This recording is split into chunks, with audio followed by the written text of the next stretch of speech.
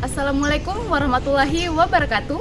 Selamat pagi, Om Swastiastu, Namo Buddhaya, dan salam kebajikan. Kami merupakan mahasiswa Fakultas Pertanian Universitas Tadulako. Video ini merupakan tugas pengganti ujian akhir semester dari mata kuliah Teknologi Pengolahan Hasil Pertanian oleh dosen pengampu Bapak Muhammad Fauzul Alif Nugroho.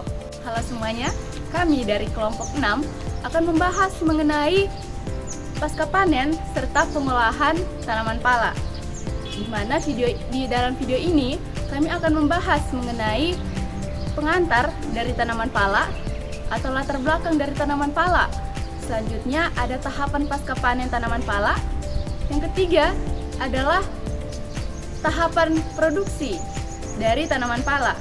Yang keempat adalah faktor-faktor yang mempengaruhi kualitas pasca panen tanaman pala. Yang kelima adalah pemasaran serta pengembangan produk dari tanaman pala. Dan yang terakhir adalah penutup.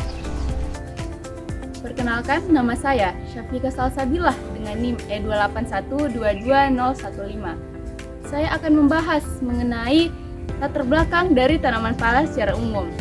Jadi, tanaman pala memiliki nama latin Myristica fragrans. Tanaman ini merupakan salah satu tanaman rempah yang banyak dibudidayakan di Indonesia karena tanaman pala sendiri merupakan tanaman rempah yang memang sering digunakan oleh masyarakat sekitar untuk sebagai penambah cita rasa untuk dari makanan sendiri. Dan juga tanaman ini memiliki nilai ekonomi yang sangat tinggi. Dan pada setiap bagian tanaman pala dapat dijadikan sebagai produk, terutama pada bijinya. Bijinya dapat diekstrak agar menjadi minyak dari tanaman pala, minyak atsiri. Dan tetapi jika ingin mendapatkan suatu produk yang memiliki kualitas yang tinggi, maka diperlukan metode pasca panen serta metode pengolahan yang baik agar dapat menghasilkan produk yang berkualitas tinggi juga. Nah, di video kali ini kami akan membahas nih apa saja tahapan-tahapan pasca panen serta tahapan pengolahan yang baik agar kita dapat menghasilkan produk pala dengan kualitas tinggi dan dapat dipasarkan secara luas. Hai teman-teman, perkenalkan nama saya Rina Palinggi dengan NIM E281222056. Di sini saya akan menjelaskan tentang tahapan pasca panen tanaman pala. Nah, pasca panen merupakan langkah awal untuk memastikan kualitas hasil panen, di mana proses ini melibatkan beberapa tahap. Yang pertama yaitu panen. Pemanenan dilakukan saat buah pala matang sempurna dengan ciri-ciri kulit retak. Yang kedua, pengupasan dan pembersihan, di mana buah dipisahkan antara daging, puli, dan bijinya. Setelah itu dilakukan pembersihan untuk menghilangkan kotoran.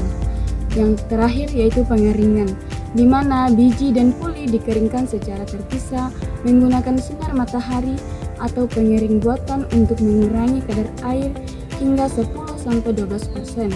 Pengeringan yang baik dapat mencegah pertumbuhan jamur dan kerusakan produk. Sekian dan terima kasih. Assalamualaikum warahmatullahi wabarakatuh. Perkenalkan, nama saya Nur Aziza dengan NIM E281222042. Di sini saya akan membahas tentang produk olahan pala.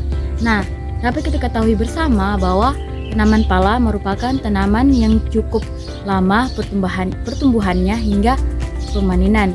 Buah pala yang matang dapat menghasilkan biji yang mengandung senyawa atsiri yang memberikan keunikan karakteristik pada rempah-rempah ini. Nah, produk olahan pala adalah hasil dari proses pengolahan buah, biji, atau puli pala untuk menghasilkan berbagai bentuk produk yang memiliki nilai tambah dan dapat digunakan seperti pangan, kesehatan, kosmetik, dan industri. Nah, pengolahan pala ini bertujuan untuk meningkatkan daya tahan, kualitas, dan nilai ekonomi pala sebagai unggulan.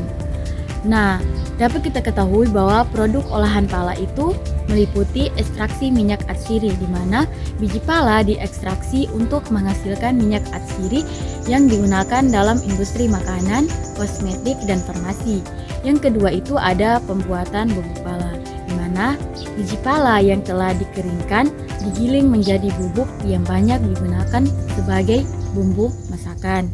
Yang ketiga adalah pengolahan puli, di mana puli dijual sebagai bahan rempah-rempah utuh yang diolah menjadi produk turunan. Yang terakhir ada produk olahan lain. Buah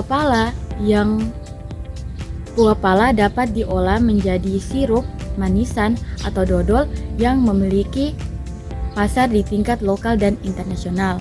Nah, aneka produk olahan pala yang memiliki prospek dan nilai ekonomi antara lain sirup pala, saus pala, dan selai pala.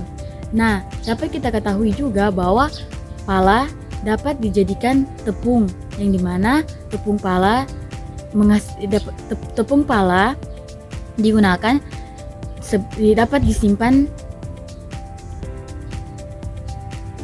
dapat disimpan dalam waktu yang cukup lama. Nah, sekian dari saya akhiri. Wabillahi taufiq wal hidayah. Wassalamualaikum warahmatullahi wabarakatuh. Halo teman-teman, perkenalkan nama saya Fatia Nur dengan NIM E2812238. Di sini saya akan melanjutkan materi dari teman saya tentang faktor-faktor yang mempengaruhi pasca panen dan pengolahan tanaman pala. Faktor yang pertama yaitu faktor penentuan waktu panen, yang dimana tanaman pala ini harus dipanen dalam usia yang sudah optimal, yang dimana biji tanaman pala itu sudah tumbuh full di dalamnya. Yang kedua yaitu teknik pemanenan. Teknik pemanenan ini harus dilakukan secara manual. Alangkah baiknya itu secara manual. Kenapa? Karena agar tanaman pala tersebut bijinya itu tidak mudah rusak. Nah, faktor selanjutnya yaitu faktor pasca panen tanaman pala yang meliputi tahap-tahap. Yang pertama yaitu teknik pengeringan, yang dimana tanaman pala di proses pengeringannya itu alangkah baiknya menggunakan sinar matahari langsung atau secara alami agar pengeringan tanaman pala itu tidak merusak biji dari pala tersebut. Namun jika menggunakan teknologi modern, sebaiknya menggunakan alat teknologi dehumidifier, yang dimana teknologi ini dapat menurunkan kadar air tanaman pala itu secara cepat dan mengoptimalkan kadar airnya yaitu berkisar 8-12%. Nah, tahap pasca panen selanjutnya yaitu tahap penyimpanan, yang dimana tanaman pala ini dapat disimpan dengan kemasan yang kedap udara, salah satunya yaitu kemasan vakum, yang agar tanaman pala, produk pala ini tidak terkombinasi dengan jamur dan bakteri yang menyebabkan penyakit dari biji pala tersebut. Nah, proses selanjutnya yaitu pengolahan lanjut, yang dimana tanaman pala ini diolah menjadi produk tepung biji pala yang dibuat menjadi minyak atsiri dan produk lainnya. Sekian, terima kasih. Baik, saya akan melanjutkan materi dari teman saya. Perkenalkan, nama saya Kadin Indra Saputra dengan NIM E2812203. Di sini saya akan membawakan materi tentang pemasaran suatu produk pala.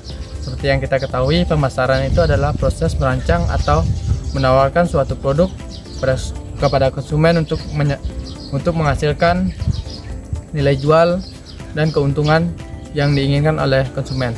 Yang kedua itu ada segmentasi pasar, yang dimana pasar domestik dan pasar impor itu berbeda. Yaitu pasar domestik itu pada produk pala itu yang diolah biasanya menggunakan sebagai obat-obat herbal, rempah-rempah di dapur, sedangkan pada pasar impor itu menggunakan pala tersebut sebagai bahan-bahan obat-obatan, parfum, dan lain-lain. Yang ketiga ini ada strategi pemasaran, yang dimana mencakup tentang branding lokal, yang dimana kita memasarkan produk pala lokal, yang dimana kita menunjukkan keunikan dan keunggulan dari pala tersebut sehingga meningkatkan nilai jual. Yang kedua itu ada diversifikasi produk, yang dimana kita mengolah suatu produk menjadi olahan, seperti produk pala diolah menjadi bubuk, minyak atsiri, sirup, permen, dan lain-lain. Yang ketiga itu ada sertifikasi produk, yang dimana kita mengolah suatu produk pala menggunakan bahan organik sehingga menghasilkan produk yang halal dan layak dikonsumsi untuk meningkatkan peminat pada pasar tersebut. Yang keempat itu adalah teknik marketing, yang dimana kita bisa memasarkan produk pala menggunakan sosial media seperti marketplace online, yang dimana yang berfungsi untuk memperluas jangkauan dan peminat dari produk pala tersebut sehingga produk pala cepat laku dan laris. Untuk harga pala tersebut pada pala lokal itu sekitaran 20.000 dan pala impor itu sekitar harga 200.000. Sekian. Jadi, kesimpulan yang dapat kami ambil dari video kali ini adalah betapa pentingnya kita dalam melakukan pasca panen serta pengolahan tanaman pala yang tepat. Karena pengolahan serta pasca panen ini dapat menjadi tahapan yang sangat krusial pada komoditas tanaman ini. Dengan manajemen serta penggunaan teknologi yang tepat guna, kita dapat menghasilkan produk tanaman pala dengan kualitas tinggi agar dapat kita pasarkan ke pasar internasional.